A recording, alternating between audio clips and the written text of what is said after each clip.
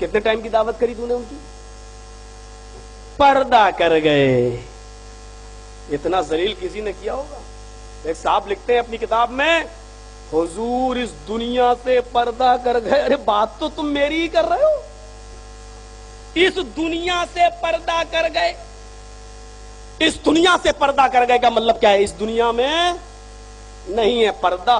جو کام عورتوں کا تھا تم رسول سے کروا رہے. اسلام نے فرض کیا عورتوں پر پردہ، پردہ عورتیں کرے، تم نے کہا رسول پردہ کر گئے. وہ بھی اس دنیا سے پردہ کر گئے. قرآن کہتا وما محمد الا رسول قد خلت من قبلہ الرسل. میں دلیل پیش کر رہا ہوں قرآن سے.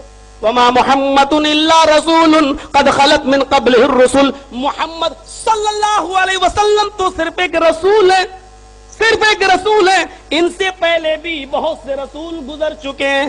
افإن مات، اگر یہ انتقال کر جائیں، اگر یہ اللہ کو پیارے ہو جائیں، او قتلا، اور یا میدان جنگ میں قتل کر دیے جائیں، انقلبتم علی اعقابکم، تو کیا تم اپنی ایڑیوں کے بل پلٹ جاؤ گے؟ یہ سوچ کر کہ نبی تو قتل کر دیے گئے یا نبی تو انتقال کر گئے، تو کیا تم اسلام سے پھر جاؤ گے؟ قرآن صاف کہہ رہا ہے کہ اگر نبی کا انتقال ہو جائے یا وہ قتل کر دیے جائیں تو کیا تم پلٹ جاؤ گے، پھر جاؤ گے؟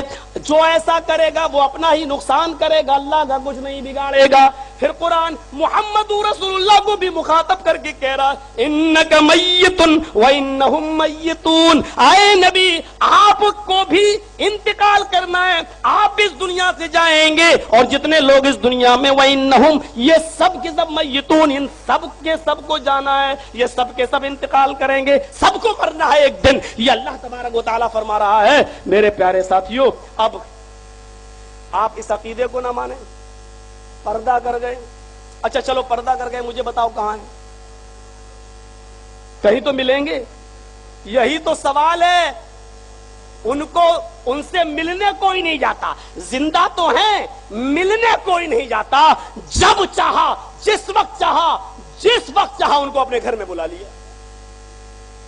رات کے 12 بجے کھڑے ہو گئے، دیکھ لیا اچھا کھانا پینا ہے، تھوڑی دیر جلسہ ولسہ چلا، کھڑے ہو گئے رات کے 12 بجے.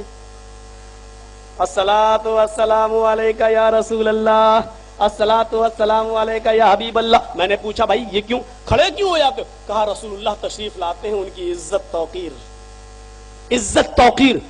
نبی 12 بجے تم کھڑے ہو جاؤ اور سلام پڑھنے لگو تو نبی 12 بجے تمہارے گھر آ جائیں. تم 2 بجے تک جلسہ چلا اور 2 بجے پڑھنے لگو تو میرے نبی 2 بجے تمہارے گھر آ جائیں. رات کے 4 بجے تک تم پڑھنا شروع کر دو اور 4 بجے کھڑے ہو جاؤ تو میرے نبی 4 بجے تمہارے گھر آ جائیں. یعنی میرے نبی اپنی مرضی کے مالک نہیں ہے، تمہاری مرضی پر ڈیپینڈ ہے. تم جس وقت چاہو گے بلاؤ گے ہمارے نبی کو اپنے گھر. میرا نبی تمہارا غلام ہے، نعوذ باللہ. تم میرے نبی کے غلام نہیں. ہم میں اور تم میں فرق اتنا ہے، ہم رسول کے غلام ہیں، تم نے رسول اللہ کو اپنا غلام بنا لیا ہے اور دعویٰ کرتے ہو کہ ہم سے زیادہ رسول کو ماننے والا کوئی نہیں ہے. میرے بھائیو، اگر رسول اللہ زندہ ہے تو تم کو جانا چاہیے رسول اللہ سے ملاقات کرنے کے لیے. رسول اللہ کو اپنے گھر نہیں بلانا چاہیے، اس لیے کہ انسان خود چل کر جاتا ہے باعزت انسان کے پاس. ایک مسجد میں ہمارے اٹاوا میں تو ہم جہاں چاہیں وہاں نماز پڑھ سکتے ہیں، کوئی کچھ نہیں کرتا. معلوم ہے ایک بار کسی نے پتھر پھینکا تھا، 50 دکانیں جلا دی تھی ہمارے ساتھیوں نے. مولانا جرجیز نے پتھر اس دن سے ڈل گئے. تو وہاں یہ سگنیچر ہے ڈی ایم کی طرف سے، جو جہاں چاہے جس مسجد میں چاہے نماز پڑھ لے. تو ایک موقع پر گھس گیا میں نماز پڑھنے کے لیے، اذان کا ٹائم تھا، گھس گیا. لیکن میں نے وضو اتنی دیر میں بنایا کہ وہ جماعت ختم ہو جائے تاکہ بعد میں پڑھ لوں. لیکن اتفاق کہیے کہ وہ بھی بڑی لمبی قرات کرنے لگا. میں نے جلدی سے وضو بنایا اور گھس گیا، چل گیا نماز پڑھنے لگا. پہلی رکعت تو خیر چول گئی، چلی گئی، لیکن دوسری میں گیا اور میں نے بول دیا آمین زور سے. کچھ بولا نہیں. سلام پھیرنے کے بعد ہم نے ایک رکعت پوری کر لی. وہ امام صاحب جانتے تھے مجھے.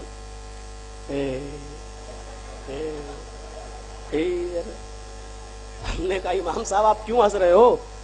بولا تم لوگ تو نماز پڑھتے نہیں ہو میرے پیچھے. میں نے کبھی دہراؤں گا یار. بولے کیوں؟ میں نے کہا ہو رہی تھی تو پڑھ لیا.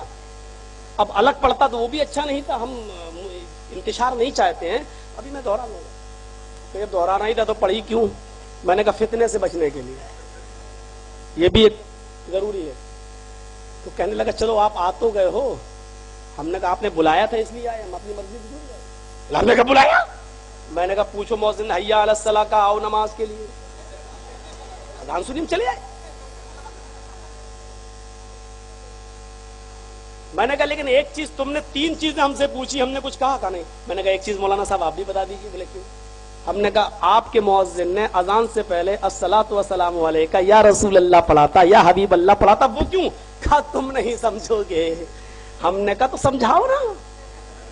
कहने लगा कि रसूलुल्लाह तशरीफ लाते हैं, वो हमारी मस्जिदों में आते, तुम्हारी मस्जिदों में नहीं।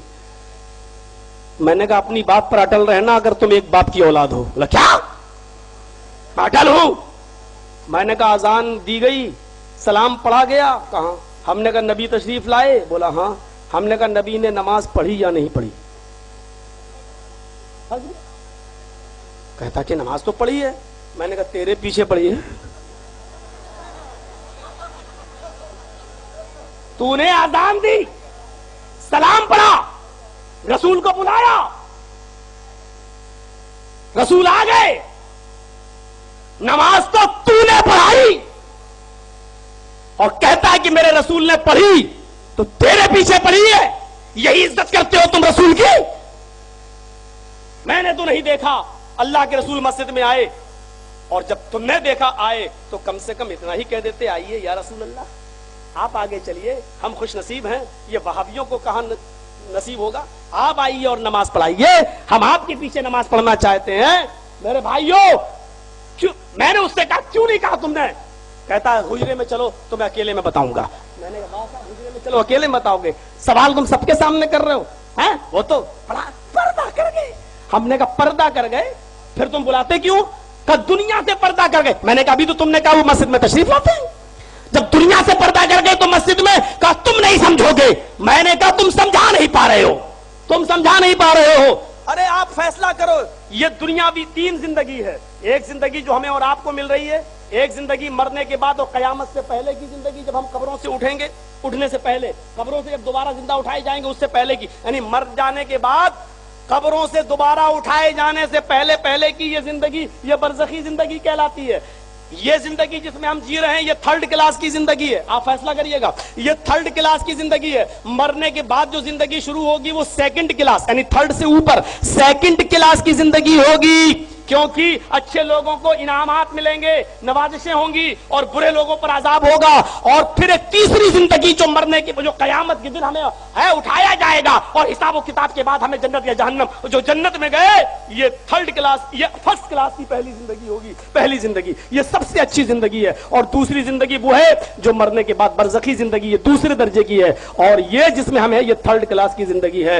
अब मुझे ये बताओ, हमारे नबी सल्लल्लाहु अलैहि वसल्लम अगर इंतकाल नहीं किए हैं और आप जिंदा हैं, तो क्या कोई आदमी चाहेगा कि 3rd क्लास की जिंदगी से छुटकारा मिलने के बाद फिर 3rd क्लास में ही रहे? वो तो ये चाहेगा कि तरक्की करके हम 2nd में जाएं, और 2nd वाला ये चाहेगा कि हम 1st क्लास में जाएं। मेरे भाइयों, फैसला करो, तुमने रसूल को 3rd क्लास में ही रखा, और हमने मोहम्मद रसूलुल्लाह सल्लल्लाहु अलैहि वसल्लम को 1st क्लास आला इल्लीन के अंदर दारुल किरामा में, रसूल की रूह अपने रब्बे अजीम के पास है। तुमने रसूल को अपने ही पास रहने दिया, और हमने रसूलुल्लाह को रब्बे अजीम के पास माना। अब बताओ, जो अपने पास रसूल को बांधे रखा हुआ है वो रसूल की इज्जत कर रहा है, या जो रसूलुल्लाह को रब्बे अजीम के पास मानता है वो रसूल की इज्जत कर रहा है? तुम्हें मालूम नहीं है तुमने पंगा किससे लिया है।